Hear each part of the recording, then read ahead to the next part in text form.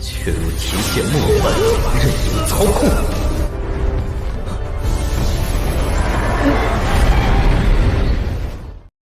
Halo guys, balik lagi di channel Kalem Nonton. Di video kali ini saya akan merangkum alur cerita animasi The Lord of Rogue Devil. Film ini mengisahkan tentang kekacauan besar yang terjadi di alam dewa. Sebuah cakram roda yang menjadi incaran semua orang jatuh ke bumi dan masuk ke seorang manusia.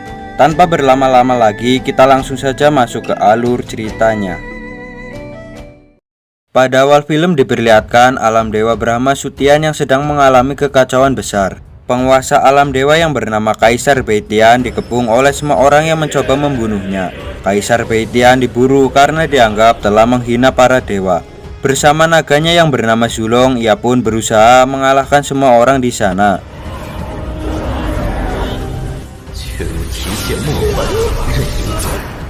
Namun karena jumlah musuh yang terlalu banyak, ia pun kewalahan dan semakin terpojok. Kaisar Beitian yang memiliki firasat bahwa masa sulit ini pasti akan datang, ia mencoba melindungi semua kesadaran spiritualnya. Ia pun mengutus Zulong untuk mencari pewaris garis darah dewa.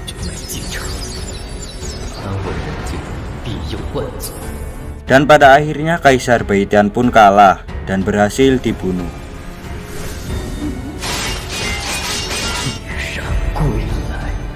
Lalu scene berganti memperlihatkan seorang laki-laki yang terluka parah. Ia bernama Lin Xiao. Tiba-tiba terlihat naga Kaisar Beitian yang telah sampai di bumi dan masuk ke diri Lin Xiao. Karena kejadian itu ternyata membuat Lin Xiao tidak sadarkan diri selama 3 hari.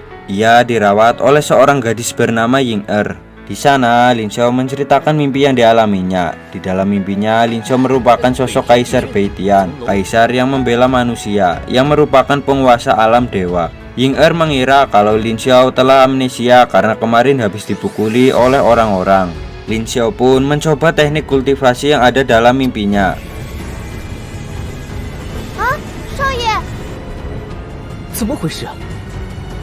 Dan ternyata memang benar, ia kini memiliki sebuah kekuatan dalam dirinya. Keesokan harinya, Lin Xiao mengajak Ying Er untuk keluar memburu orang-orang yang pernah membulinya. Di tengah desa, Lin Xiao bertemu dengan seorang pemuda bernama Jiang Yu, yang merupakan praktisi bintang 5 di sebuah aula bela diri. Di sana, Lin Xiao jadi bahan ejekan oleh Jiang Yu dan kawan-kawannya. Lin Xiao pun mencoba kekuatannya untuk memberi pelajaran ke Jiang Yu. Awalnya Lin Xiao ini memang lebih unggul, namun sialnya tiba-tiba kekuatan spiritual yang ia miliki lenyap. Alhasil ia pun mendapat pukulan dari Jiang Yu. Karena tahu Lin Xiao akan dikeroyok, Ying Er pun mencoba menyelamatkannya dengan membawanya kabur.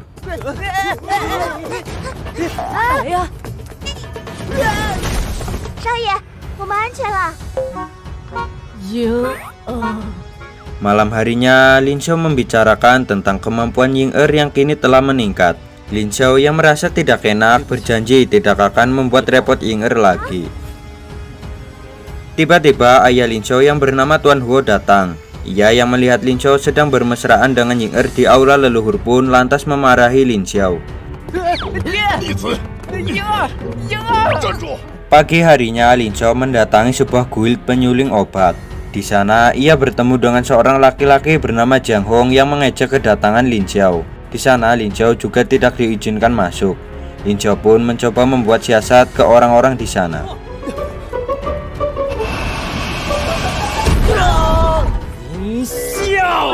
Setelah berhasil masuk, ia pun menghampiri pelayan guild penyuling yang bernama Nona Zilan. Namun Nona Zilan bilang kalau tetua tidak lagi mengizinkan untuk menerima pesanan obat dari Lin Xiao. Dengan gaya playboynya, Lin Xiao pun mencoba menggoda Zilan supaya bisa menolongnya. Zilan yang baper pun akhirnya bersedia menerima pesanan Lin Xiao. Tiba-tiba tetua yang bernama Liu Xi datang dan merebut resep obat Lin Xiao. Lin Xiao pun mencoba merebut kembali resepnya. Namun Liu Xi ini malah membakarnya karena menganggap resep tersebut hasil curian, bukan benar-benar milik Lin Xiao. Lin Xiao yang tidak terima pun mengejek Liu Xi dan guild penyulingnya itu. Liu Xi pun terkejut karena Lin Xiao bisa tahu tentang semua rahasia yang ia miliki. Lin Xiao pun kini jadi dihormati dan diajak bergabung di guild penyulingan. Namun Lin Xiao menolak ajakan tersebut dan hanya memerintahkan Liu Xi supaya cepat menyelesaikan pesanannya. 这小子， Di rumahnya, Lin Xiao diberi obat yang telah ayahnya beli dari seorang master hebat. Ayahnya juga menyuruh Lin Xiao jika sudah pulih Lin Xiao harus kembali ke aula bela diri. Lin Xiao merasa bersalah sebab karena dirinya Huo Xifang jadi dipermalukan dan mengalami kebangkrutan karena semua harta telah digunakan untuk membeli obat-obatan Lin Xiao. 该是府里的全部积蓄了。 Ayahnya pun memberi motivasi dan menyuruh Lin Xiao untuk tetap fokus mempelajari ilmu bela diri. 爹只想你好好的。 Di saat tidur siang, Lin Xiao dibangunkan oleh Ying Er yang ternyata telah membawa pil pesanan dari Liu Xi. Lin Xiao pun langsung memakan pil tersebut dan mencoba berkultivasi. 3 hari pun berlalu, kini tubuh Lin Xiao telah pulih. Ia pun akan mulai latihan mengikuti Kaisar Langit. 可以这样。